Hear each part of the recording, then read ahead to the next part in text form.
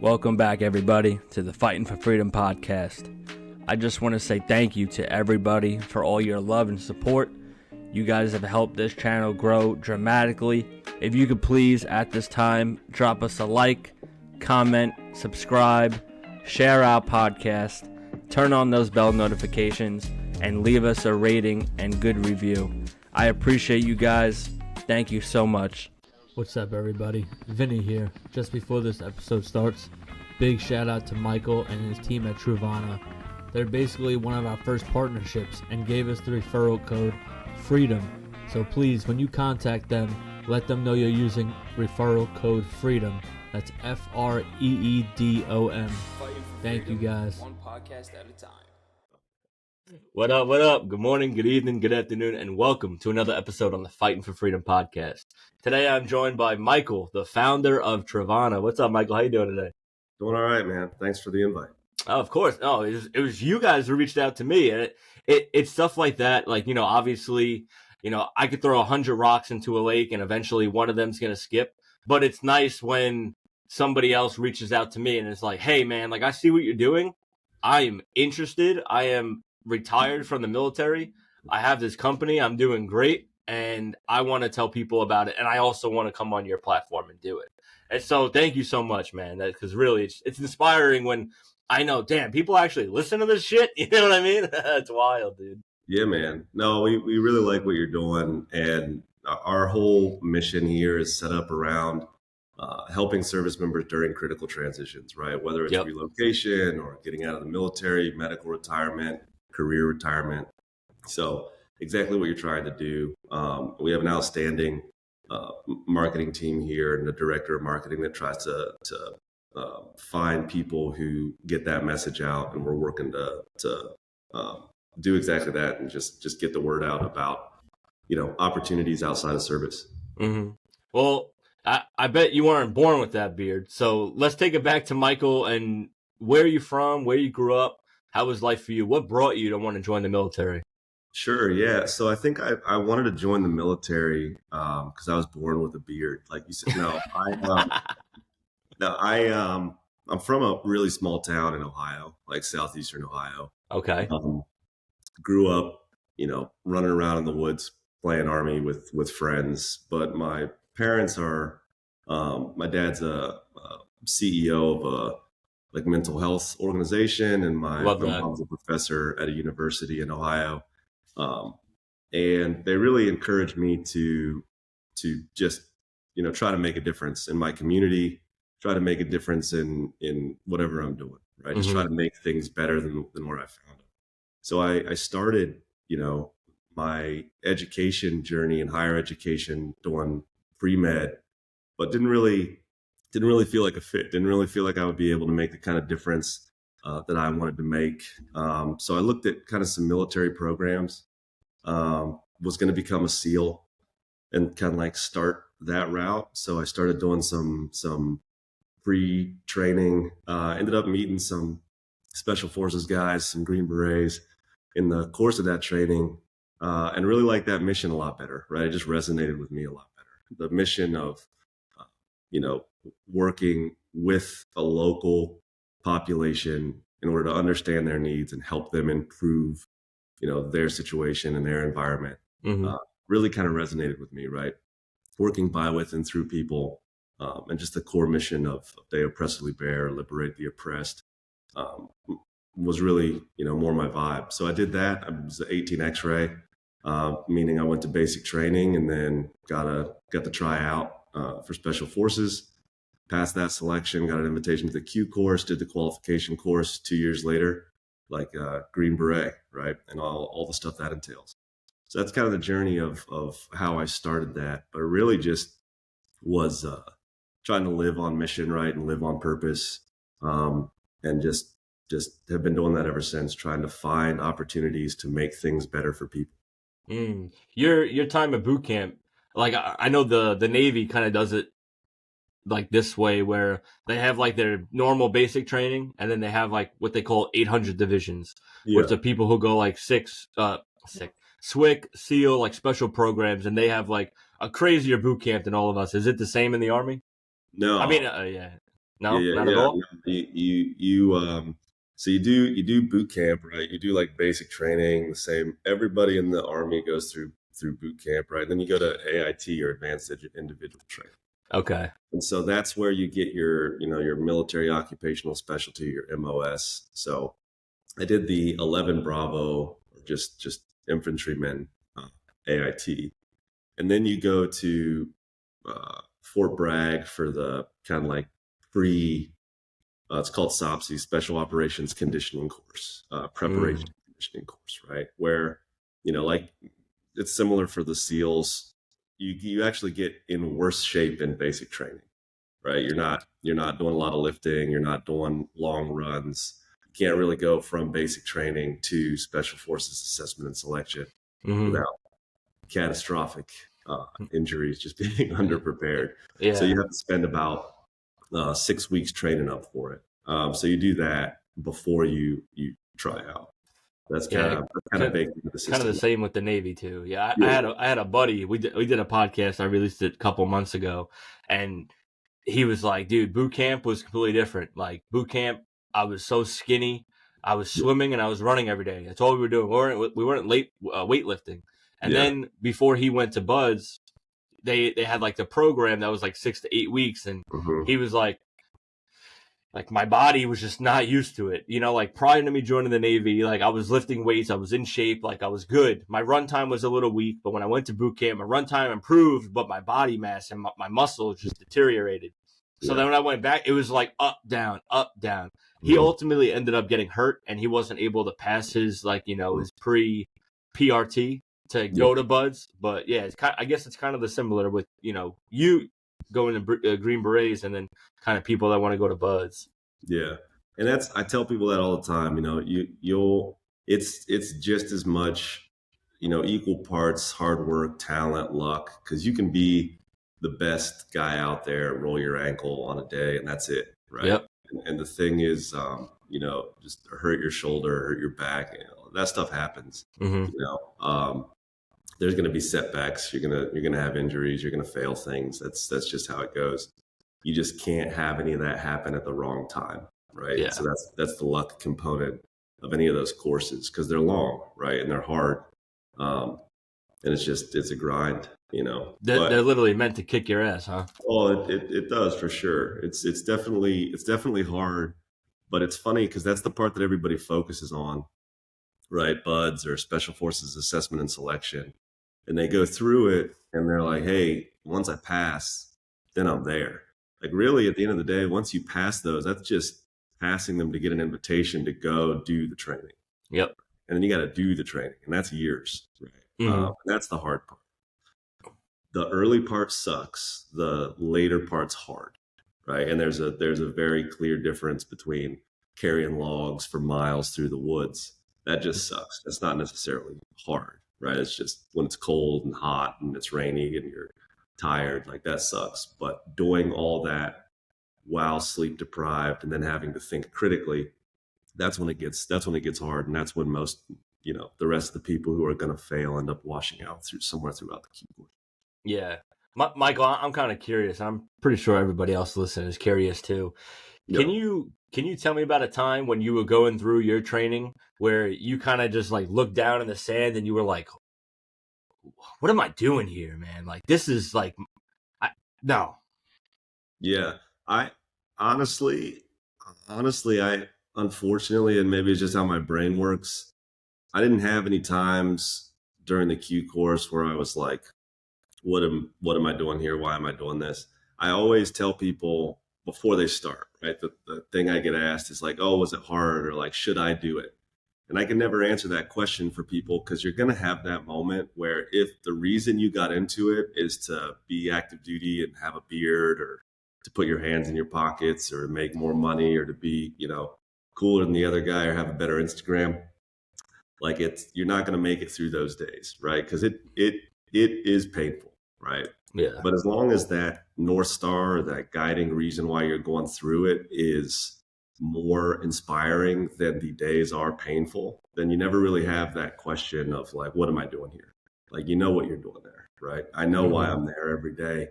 So there was never really a question for me as far as like, man, like, do I even want to do this? Because at the time, it was the best vehicle available to me to make the change that I wanted to make. Right. So I knew that anything that they put in front of me, I was going to get through it. There was nothing that they were going to be able to give me that stopped me from getting where I'm trying to go. Hey, I give you credit for that, man, because I feel like, like mentally as strong as you are, like I hope that nobody has that point throughout their training where they're just like, damn, man, this sucks. So I give you credit, man, for not having one of those moments and pushing through. Definitely mental health in the military is a big thing, right? And definitely for people going through something as strenuous as that would be like the one fear. You know what I mean? Like, you came all this way. We get it, like I've seen videos. I've never been through it, but I've seen videos and stuff. I'm like, dude, that looks miserable. But I guess the camaraderie with like, bro, it ain't just me. Like, there's like 60 other dudes doing the same shit as me. So like, it's all right. And did you kind of count the meals? Like, did you have like a way of like knowing, like, because you kind of lose track of time, right? You lose track of the days while you're there. Mm-hmm. Did you kind of replace like your watch with counting the meals? Like, all right, this is breakfast. Now I got to make it to lunch. All right, lunch. Now I got to make it to dinner. Yeah. I wouldn't say it's the meals as much as like the like the next guy in front of me or anybody beating me at whatever event we're doing. Right. I'm like hyper competitive in everything I do. It's a trait that everybody loves about me a lot. But anything that I'm doing, right, I want to be first. I want to be the best at it. I want to do it to the best of my ability. So the only thing I really like chased the entire time was whoever's in front of me, right? Whoever's in front of me, if I didn't beat him that day, I'm excited for the ability to like eat if we're eating that day, sleep if we're sleeping that day. And then the next opportunity to beat that person who beat me at that thing. And those ended up being really like my core friends, the kind of like top of the heat of people who were better than me, right? At whatever event, right? Some people are faster, some people are stronger, some people are smarter. And my goal was always to, compete with those people. And that's what I chased the whole time. Right. So in a, referring to some of the mental health stuff that you mentioned, I think that can become a bit of an addiction, right? Chasing that next impossible thing to accomplish, right? And there's healthy ways to do that, and there's unhealthy ways to do that. So I think that during the qualification course is a really good example of a healthy way to channel, a competitive nature and try to be better and build camaraderie with a group of people who, sharpen each other in a really positive and productive way. There's unhealthy parts of that where, you go on a deployment and you might fail on an objective or, lose a teammate or lose partner force, right? And then you're chasing those losses, right? You're trying to get better than yourself, all for self-improvement, but there's also negative aspects to that, right? So just for high performing individuals in general, you have to understand when that's a benefit, right? And when you need to guard against yourself as far as high performance goes. Because I think that it's all too easy to just consider a challenge, right? And there's healthy ones and there's unhealthy ones. So, learning to separate those two, learning to compartmentalize a little bit better, learning to take time between each mission, each operation, each training event to then process it and learn from it so that you take away the healthy team building camaraderie and you leave behind some of the anxiety and some of the stress of kind of some of the failures or perceived failures. Does that make sense? Yeah, you definitely got that warrior mentality, man, especially translating that from like what you've done in the military to now owning a business. You're definitely one of those bosses that I would want to work for. Because it's like, you definitely have that mindset where you come in, maybe like that Wolf of Wall Street vibe before, everything went haywire. You come in and you kind of have, exactly. You have that spark though, where you're like, hey man, like last week, we had 100 clients. Well, this week I want 150, and then you just build and build and build. I'm definitely excited to hear about more about Michael and your company. We'll get to that later on, but I'm kind of curious. Like, we don't have to. I'm not going to go day by day, but you were active duty for about how long? 12 years? Like 13 years to the month. Okay. And you did 12 deployments in those 13 years? Yeah, so I did 9 deployments really in that time, to like 12 countries. Some of those deployments, wow, you do like 3 what are called, JSETs, Joint Combined Exchange Training opportunities, or their operational deployments. Some of them are combat deployments where you'll go and work with a partner force for like 3 months at a time. So, or 2 months, or 20 days, or just do an event. So um, a lot of it is just quick deployments, short deployments for one specific opportunity, training opportunity, combat opportunity, or operational opportunity. But yeah, it was at least one a year, with the most I did in a year being 3. It's pretty good. 3 deployments in a year. And how long are those deployments? Those ones were short. Each of those deployments, the year I deployed the most, I think, was 2015. I started the year in, I think, Tanzania, then did a deployment to Eastern Europe, where we went to Estonia and Latvia, did some exchange training there with some of the guys, and then finished the year in Nigeria that year. Wow, yeah, you've been a lot of places. Been a bunch of places, man. Yeah, a lot of places. I mean, I'm sure everyone's curious about like the whole like combat aspect of deployment. I'm not interested in that at all, right? You're a green beret. People can think what they want and put, the pieces of the puzzle together if they wish, or go listen on a different platform. That's not what I'm here to know. I'm curious, Michael, on your deployments, what were some of like the highlights of your deployment? Yeah, honestly, being a special forces guy, it's working with partner force, right? Anytime we went anywhere, combat or otherwise, we're working with locals. That's the best part of being a Green Beret. If you don't like working with indigenous forces, right, or don't like working with partner forces, then it's not the job for you. But if you like living locally, it's local food every day. You're not on bases. You're out in and among the people, learning languages, learning cultures. That's really the best part of it, right? It's they refer to it as the Peace Corps with guns, because that's exactly really the mentality of it. You go somewhere, you try to find out what the people need, what will actually help them progress their goals, align those with U.S. interests and U.S. policy. And when there's an opportunity to synchronize those two, more often than not, it stabilizes a region, right? Because I don't know how most of your listeners are probably pretty pro-U.S. I tend to be pretty pro-U.S. policy. But regardless, when policies that align with the U.S. interests are active in a region, that region tends to be more stable. And stability counters extremism better than anything else. And really what that equates to, that formula equates to better opportunities for people, right? Gotcha. Yeah. And that's really what the job is. That's really what the purpose is. So working with locals is my favorite part about it. Everything from just, cultural differences to the things that you learn, and the new perspectives, and the way that it changes kind of how you think about America, how you think about U.S. life, and kind of the blessing that it is to be from here, Yeah, a lot of the locals, for the most part, too, like, they kind of like when we come, because they see America and they see Americans, and they're like, well, they have money, right? So we go there and we literally spend money on everything. Like, you can overcharge me. I get it. I don't care. But I mean, I have to get a haircut, right? So that's one of the dope aspects of it. Yeah.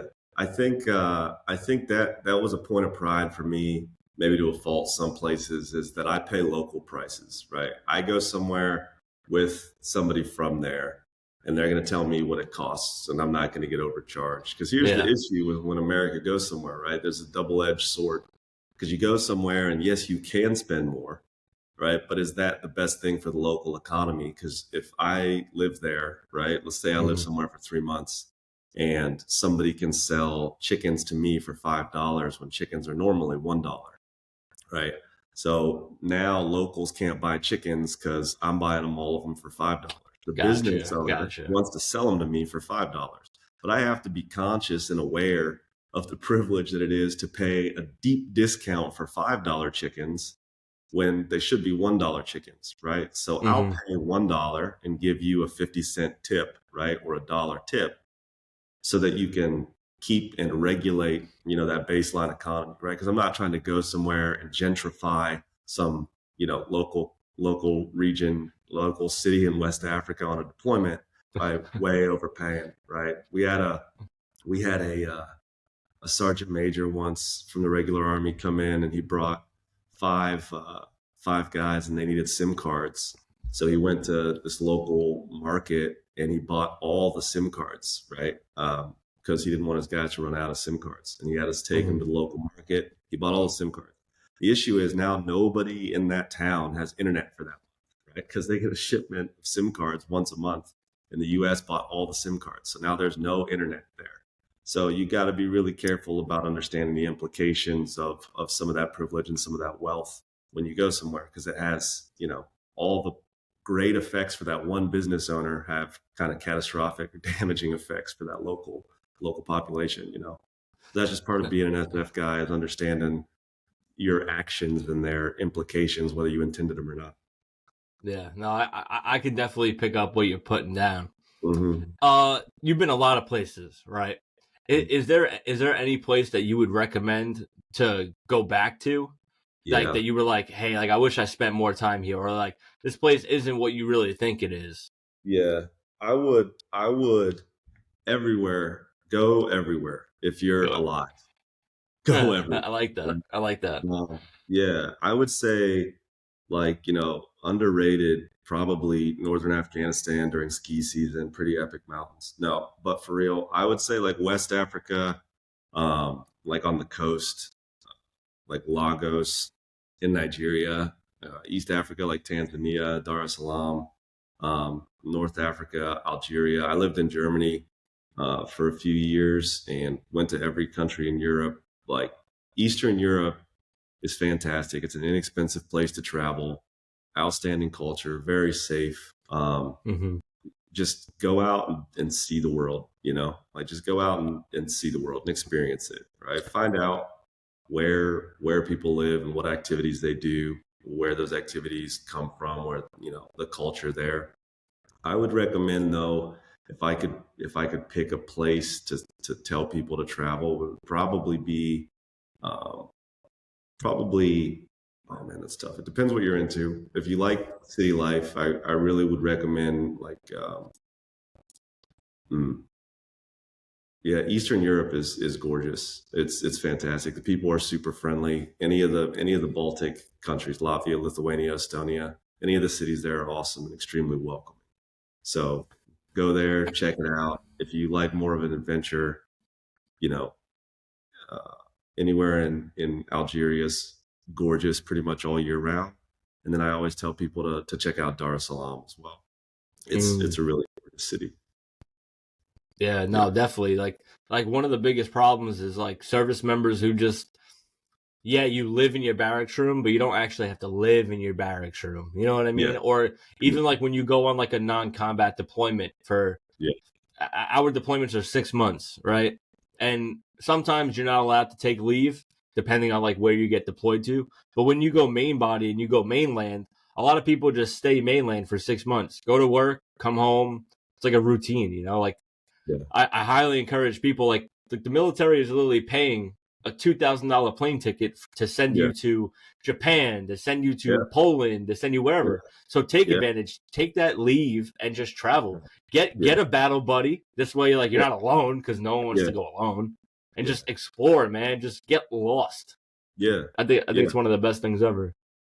Absolutely. And like we always call it fringe benefits, right? Like the military took care of the expensive transatlantic flight, right? Trans-Pacific flight. You're there. It's like go explore. And like you're saying, like take a battle buddy, take a friend, because it's one of the things post military life is just memories that you make with that group of people during Yes. military, and just make sure that you do as much of that as possible, because it ends at a certain point. Whether it's, one tour, whether you do 3 years, whether you do 10 years, 20 years, doesn't matter. It ends at a certain point. Sometime it's over. So take that time and do exactly like you're saying, man. Go get lost. Go get lost with friends. The memories that you make during that time are really the best part of service life. So Yep. highly recommend, fully agree, go do that. Now, you talk about, Michael, how you don't know when your time's going to end, 10, 15, 12, 30, 20 years, whatever it may be. You ended shy of 20 years, correct? Mm-hmm. Yeah, I did 13. You did how long? 13. 13. And now, why'd you end at 13? I did a medical retirement. So I have a few like combat related injuries that prevented me from like continuing service. It was my plan to do 20. But I retired out of kind of an educational assignment, right? When you're a SEAL or a Green Beret, at some point during your career, you got to go back and like teach other SEALs, other Green Berets. Gotcha. So right at the midpoint of your career, after you become a senior guy on a team, you got to go pay it back, right? You got to go instruct the new kids. So went back and taught at the specialty school that you kind of have to go through to do like deploy by yourself and do some more of the JIIM environment, kind of joint interagency, international, like a multinational environment deployments. So would really recommend that people do that and try to give back to the military like through an educational way. I found it to be super enriching, and honestly, it's one of the best times to like take a step back. Right when you're deploying every year, you never really get that pause. So it was the first time that I got to go do like a comprehensive medical evaluation, and they're like, "Oh, you've got tons of nerve damage, tons of other issues. Looks like you have some internal bleeding at some point for some time, and you're going to have to hang it up or do medical retirement." So that's what I ended up doing. Retired at 100% disabled. Was that abrupt, the retirement?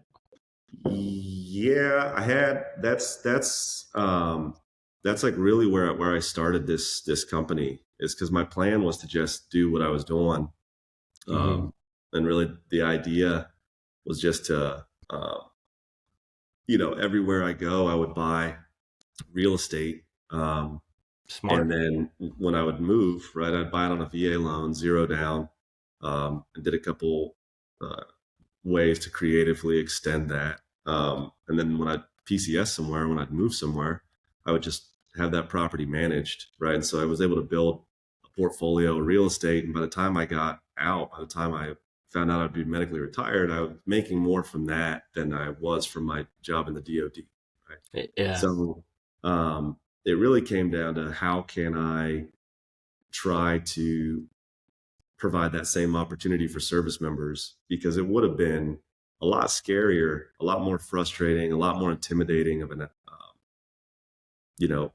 of a news to get to say like, hey, at some point in the next 12 months, you're going to stop getting paid from the DoD. You're going to be retired, right? That's a scary moment if you don't have any other options, right?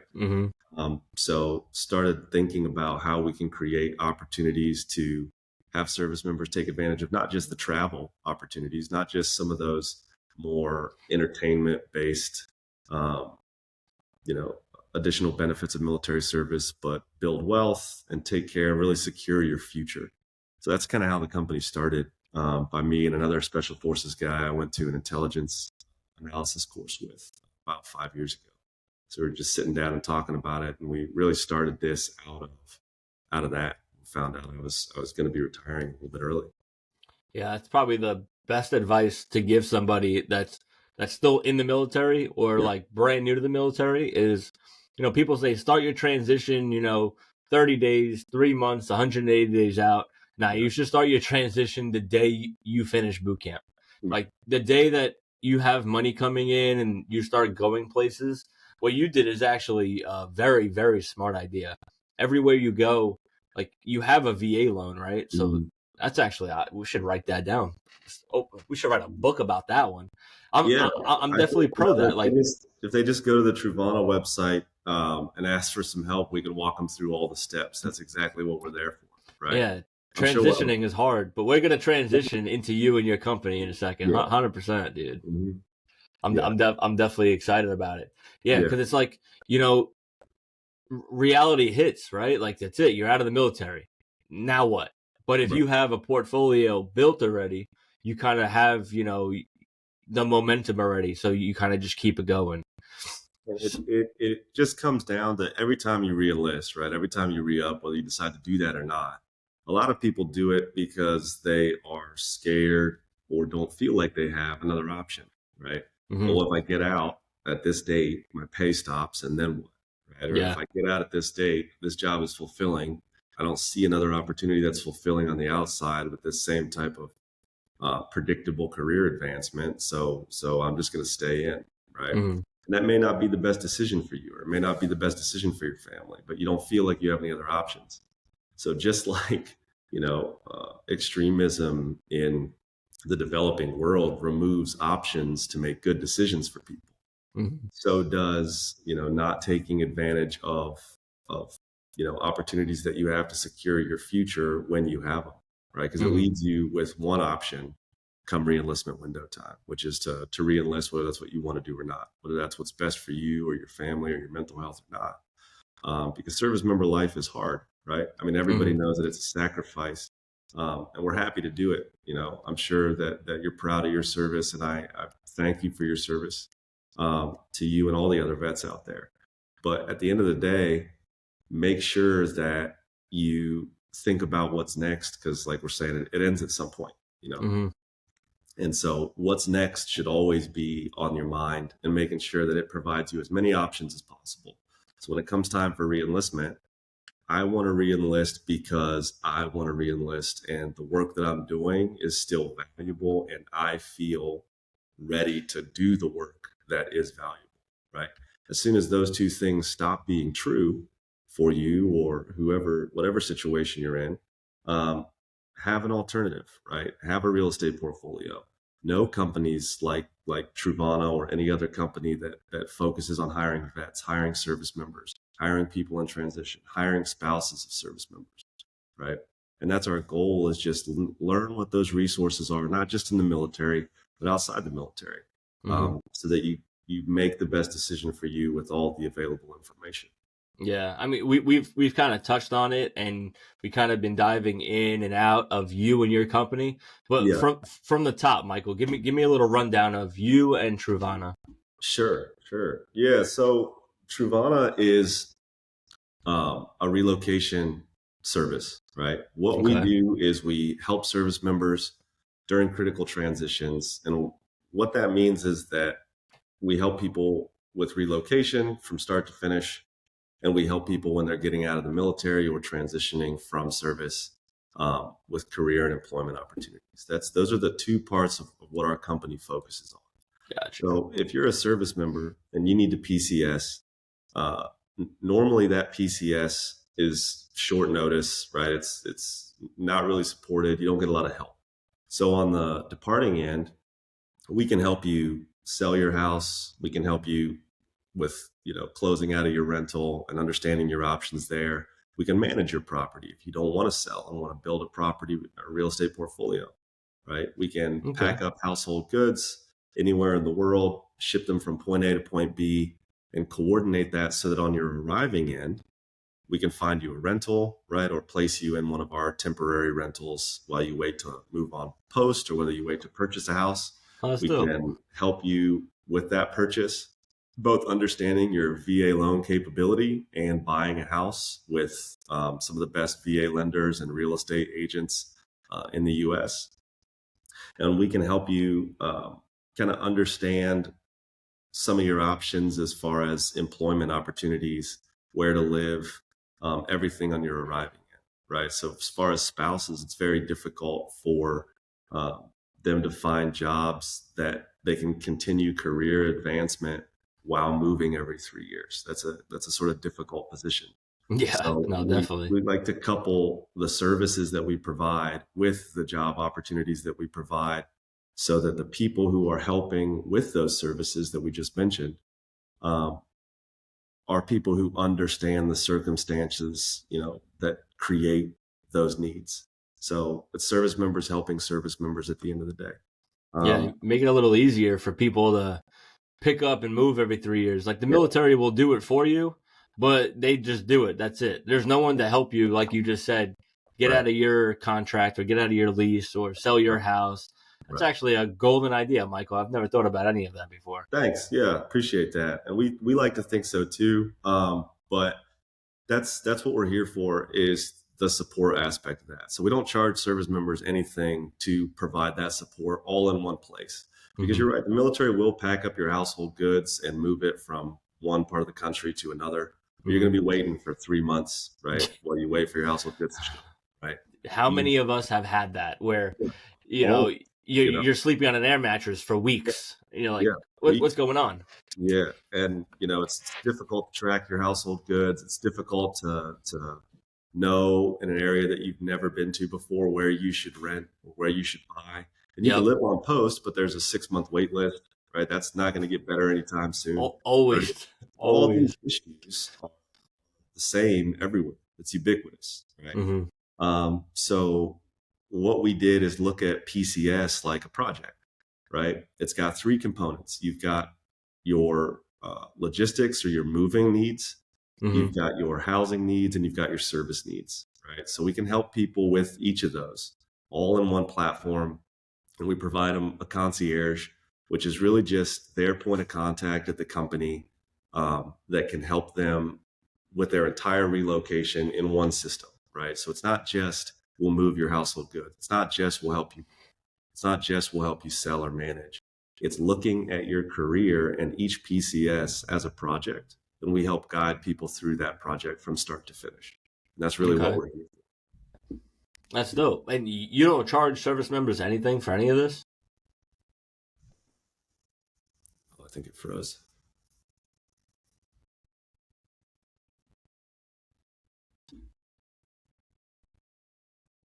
You there? Sorry, there you are. Yeah, can you hear me? So I think it froze. Yeah, we're good. We're good. Nah, I'll get back to it. So I was saying you don't charge service members anything for these services? No. We it's kind of the opposite actually. With our rentals, we do things like make sure that the security deposit is factored into the rent, right? We do things like make sure that there's no application fees for apartment complexes. So service members still have to pay rent. Service members still have to pay, companies' management fees for property management. But for consolidating it and putting it all in one system and providing them, high touch, white glove support, we don't charge them anything, right? There's no subscription fees. There's no any sort of back end charges. If anything, doing it in this system saves them a lot of out of pocket cost and kind of reduces those expenses, because that's one of the hardest parts, right? Like you're going to get reimbursed for a lot of it, if not 100% of it, but you get reimbursed after the fact. And moving can cost somewhere between $4,000 to $15,000. That's just out of pocket. So if you don't have that in savings, then it's a real risk to families. So we're here to make that process easier. We're here to make it a lot more seamless, save service members money, provide really exceptional support. And we're just building the company that we wish that we had when we were PCS. Yeah, man. Dude, I remember I was sitting in my barracks room during COVID, right? And we were deployed. So I was in Japan, and I was in E5, right? I just picked up E5, so they gave me BAH. And I'm like, that's great, but like, where am I going to live? Like, I can't just go to these places and tour them. Like, I'm on deployment. So I remember I'm sitting in my barracks room with one of my buddies. He was going to be my roommate. And we're just hitting up apartment complexes. And they're like, yeah, that's fine. We have availability. Just, fill out this application. And we were submitting application fees like crazy. Yeah. And you can only live in one place, right? But in order to be selected for these apartments, you have to submit an application. So we must have spent maybe $350, $400 in applications just to live in one place. Like, and those aren't getting reimbursed, right? That's just no. No, even if And they're like, nah, sorry, you can't do it, yeah, yeah. And you would hope that a lot of companies or people are ethical, but a lot of times companies will just post availability to collect application fees, Yeah. right? And then they won't take any applications, right? Because it's a quick way to charge $100 for an application fee, get 100 applicants, make $1,000, $10,000, and then be like, all right, we're just going to delist the property, right? So Yeah. so it's not everybody acts ethically. Not all apartment complexes are quality. You've never been there before. You have no idea. So You got no clue, man. who's checking for you? Pictures are deceiving. Right. And so pictures are worth 1,000 words, but it's also the other 1,000 words that the picture doesn't say. What's the neighborhood like? What's security like? What are the schools like if you have a family? If you have kids, right? How far is it of a drive to work? What are peak hours? What's the crime rate like? All of those things we check so that once it's a Truevana vetted property, whether we own it or whether we're partnering with it, you're not going to pay fees, that you're not going to get reimbursed for. And we're going to ensure to the extent possible that it meets service member life, or at least tell you what to expect, right? And that's what we're here for. Dude, where were you when I was getting this? And then the apartment that we did, the apartment that me and my buddy ended up landing on, it was terrible. We had roaches, we had mice, there was no parking. We were in like the hood of Oxnard, California. My car got broken into. Our garage got robbed. Yeah, dude, no. Hey, from the heart, man, I'm telling you, if you out there and you on deployment and you're looking for apartment buildings, hit up Michael, look at Truevana, because, dude, it's going to save you a headache. It's a big risk. And then you sign a year lease, and what are you going to do? You can't go to legal and like argue it, because they're going to be like, dude, you signed this lease. Like, you've seen the apartment before you went in, and like, I don't know. It's wild. Right. So it's really just, we are there to advocate for the service members. And we're there to ensure that your experience is as positive as possible, right? We can't own every apartment building in America that all the service members will be living in, right? That's next. Of course. But I think that the goal right now is to ensure, to the extent that we can, that service members are supported through this critical transition, right? And empowered to make decisions that fit them.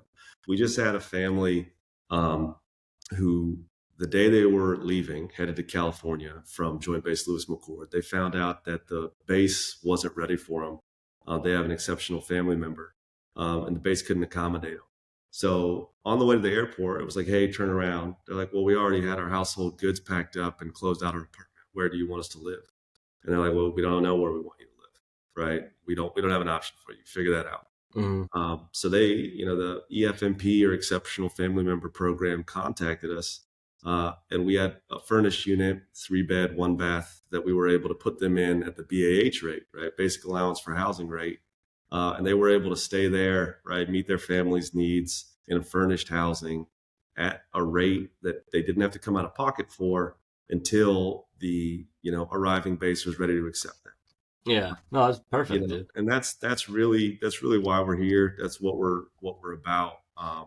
Because those wins are the reason that we set this up. So we're growing the number of properties with whom we work. We're growing our abilities to support the various needs of service members, all the way from lower enlisted to senior ranking, right, with a much broader portfolio of properties, and we're growing that every day.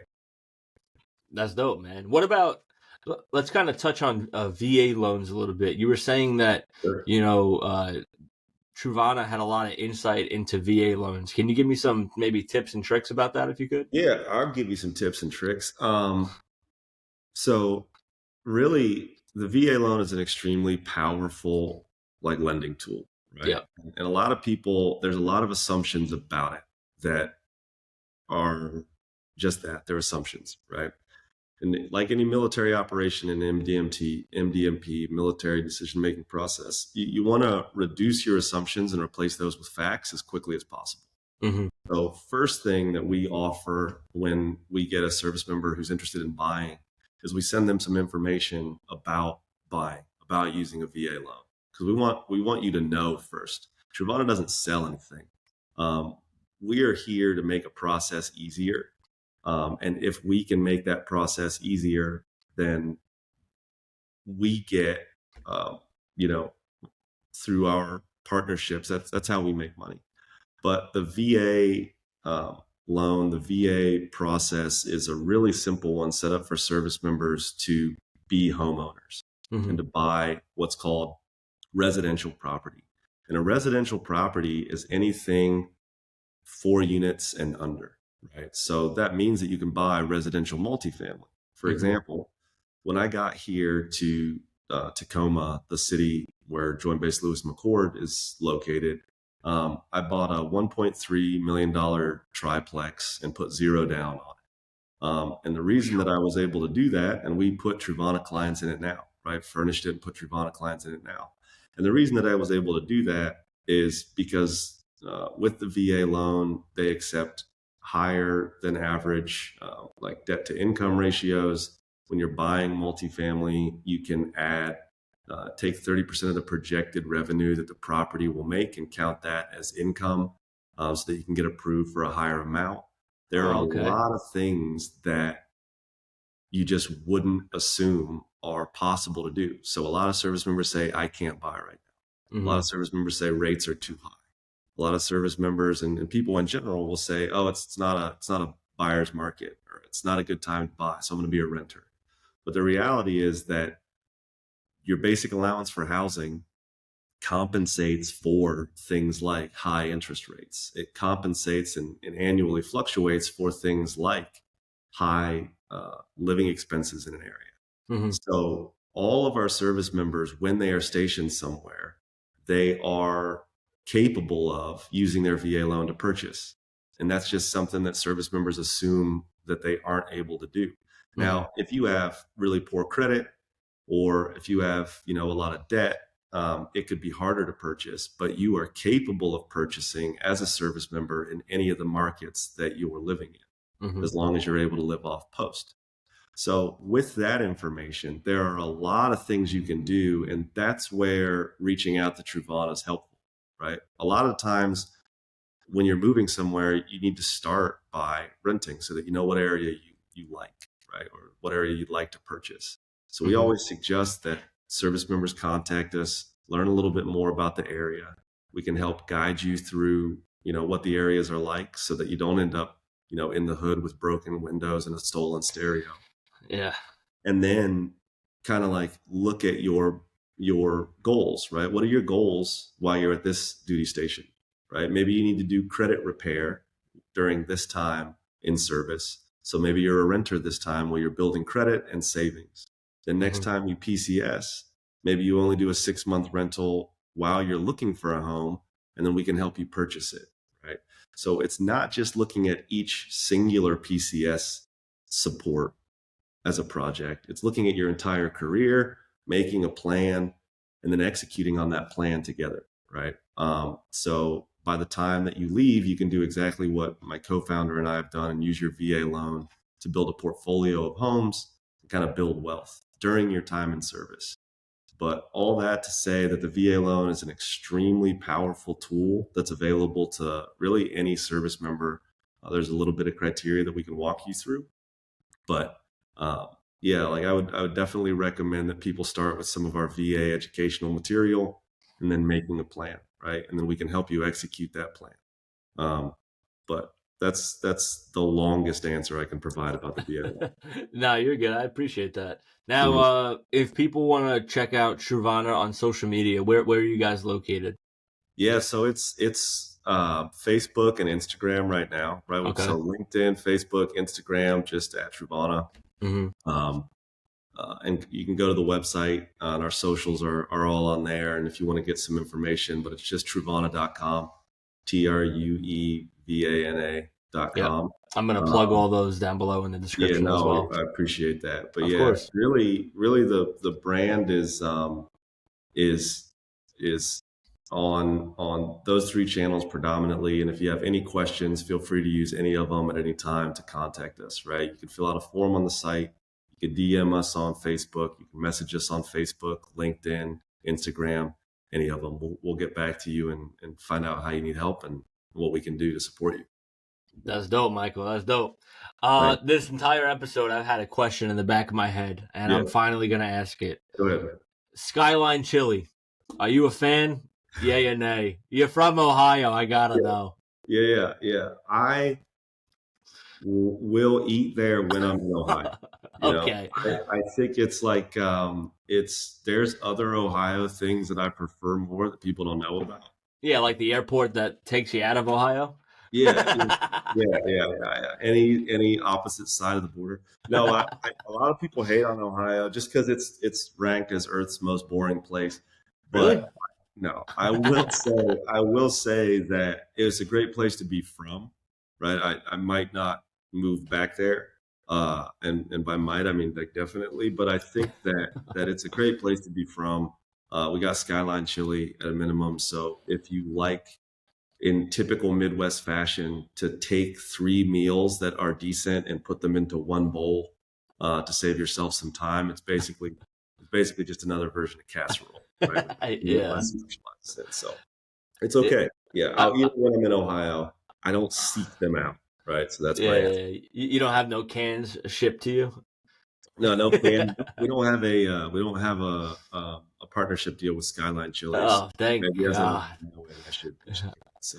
I've done a lot of podcasts with people who are from Ohio, and that's one question I always ask, and it's kind of always the same response. They're like, dude, at first, disgusting, but then it grows on you, and it's like, I'll eat it, but you're not going there for it. You know what I mean? Yeah. It's something you definitely got to try for yourself. Definitely try it. It's an acquired taste, though, so you got to try it like 4 times. Yes. By that 4th time, you'll be like, this is edible. I could eat this. And that's basically where it's at. Sorry, actually, if that's damaging. No, you're good. Michael, do you have any questions for me? Yeah, man. Like, what made you decide to start this? Like, what was like the light bulb moment for you where you're like, I'm going to start this podcast? So no, I do get this question a lot, and the answer differs every time I answer this question. But mainly for, I guess, veterans helping veterans, but I'm not a veteran. I'm still active duty, right? So I deal with a lot of the active duty community. So to talk to people who have been through so many different walks of the veteran life, i.e. Truevana, right? Helping you PCS, helping you relocate, helping you, with your VA loan, people with mental health issues, people with financial advice.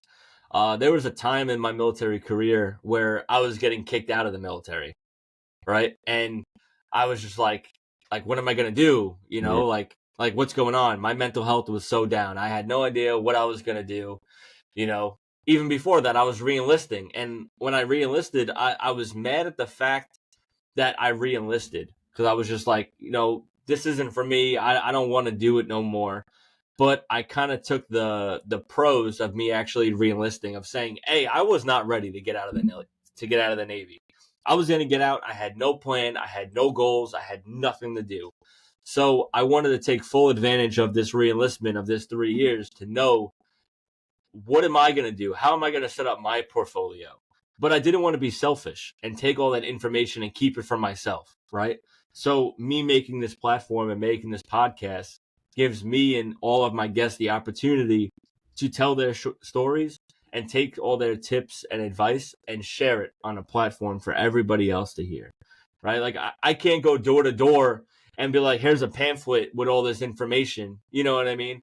So the best way to do it was for me to be a podcaster, I guess. And I love talking to people. I'm outgoing. I have no problem talking to a rock and turning it into a piece of sand, So it's definitely one of the traits that I was like, might as well do something with it. You know what I mean? Yeah. And that brings up a really solid point, man, is that you probably aren't a podcaster as your military job, right? No. Nope, And I'm I a think, plumber. yeah, a lot of people assume that, well, I do this in the military, so I have to do this in civilian world, but I don't want to do that in Yep. civilian world. And like that isn't true, right? So if anything, take a look at what we're doing and what some of your other guests are doing. And the biggest piece of advice is that in that last year, you have the opportunity to say, hey, what do I want to do? What would Yep. make me happy? What would be fulfilling for me? And take the time to develop the skills and get where you want to go instead of get where you feel like you have to go, right? And it's the same whether you're going to re-enlist, right? Re-enlist because you want to, not because you have to. Mm-hmm. And then get a job on the outside because you want to, not because you have to, right? Exactly. And if there isn't a job that you want to do, then do what we're doing. Make your own. Right? Exactly. Don't be afraid to do that, and don't be afraid to take the time to create your own opportunities, right? And to make your own luck. And that's really what transitioning well is about, right? It's finding a way or making one. And that's so I applaud you for taking the time while you're still active. Really, I appreciate it. Really respect that. I did the same thing. Probably burned a bunch of bridges in my last 6 months by focusing heavily here. Again, when your career's over, right? Yep. And you have to take care of you. So make sure that you focus on doing that and creating opportunities for yourself. So really respect what you're doing. Love the mission. If there's any way I can help grow it, or I've got probably 15 people I think that you should talk to that I'll send your way. Yeah, man. Really I love that. I love that. Talking's free. Advice is free. Yeah. Help is free. Yeah. You know, it's what you do after that is where you'll start seeing, benefits and all that good stuff. So for sure. Definitely, man. Michael, is there any questions that I didn't ask you or anything that you kind of want to say before I let you go today? No, man, I think that's great. It's been a great time talking. Appreciate it. Thanks for doing everything that you're doing and asking the questions that you're asking. If anybody wants to get a hold of me, feel free to DM me on those same channels, right? Facebook, Instagram, LinkedIn. It's just Mike McDonald, CEO, on all of those. So happy to answer any questions. If you feel like you need advice about using a VA loan, buying, don't rely on online, any of that, right? Or starting a business, or any of it, man. Just want to talk about service member life. There's a lot of opportunities, both from just having a conversation to some more formalized care that are available through the military, that I'd be happy to connect people with. So, yeah, man, veterans helping veterans. That's what it's all about. And even if you're not a veteran and you're still active, I'm down for the help. You know what I mean? That's the time. Don't do it once you are one. Do it on the way to becoming. Exactly. That's the best message, and that's exactly what I'm living for. It's I want to make sure that, literally, I hope that I can broadcast this one day on the big screens in Times Square. It's if you're in the military, capitalize and start your transition now. I don't care if you're 4 years in and you're planning on doing 20. Start your transition because you never know what's going to happen. Absolutely. Michael right here was going to do 20 years. He ended up getting medically retired at 13 years. Mm-hmm. And thank God, Michael, cheers to you, man, that you started your transition as early as possible. Yeah. And shout out to you. Shout out to Truevana. If you are PCSing in the near future, if you have questions about apartments in your area, if you have questions about your VA loan, if you have questions in general about a veteran-owned business, please go to Truevana's website, go to their socials, follow them, and hit them up, man. It might not be Michael at the moment that's answering the phones or whatever, but someone from there will definitely hit you up. They are a very reliable team. I've talked to about 3 of his coworkers so far, and they were very quick to respond and kind of get me the information I needed to make this podcast come to life. So, Michael, thank you from the bottom of my heart to you and your team for coming out here today, man. I really do appreciate it. Yeah, no, it's our pleasure. Thanks for having us on. Really appreciate the opportunity, and I'm sure we'll talk again in the future. Hell yeah, man. Love it. Freedom Empire. Until next time. Awesome. Views presented are those of the speaker, and the guest do not necessarily represent the views of the Department of Defense or its components. Neither the Department of Defense or its components bears any responsibility for the accuracy, legality, or content of the views discussed on this podcast. Now, without further ado, let's get into this.